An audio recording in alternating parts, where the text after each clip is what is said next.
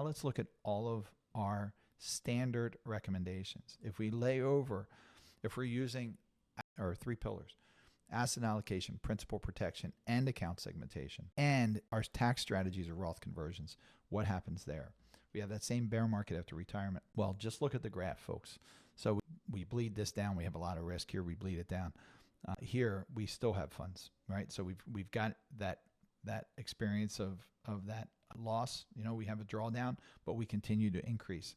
And now when we compare it, let's go to when we're negative returns. We have a negative balance here on the left-hand side if we're just following that simple strategy that maybe worked for my uncle, you know, of drawing just dividends and interest over retirement.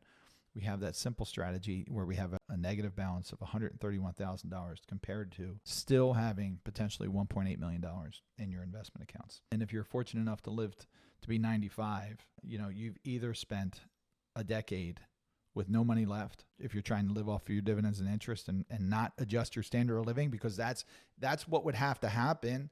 If you're trying to keep money left on this left-hand side, just living off of dividends and interest, you'd have to adjust your standard of living and what you need. Where side-by-side comparison here, you've got $3.4 million left at age 95. So negative $2.4 million compared to $3.4 million.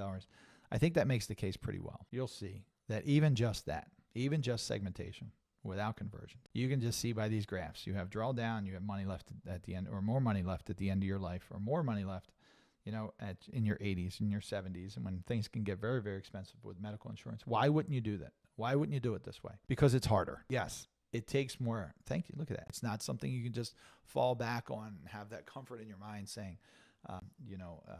geez, this sounds good. What you want is the comfort and confidence that a true financial planning strategy will bring you.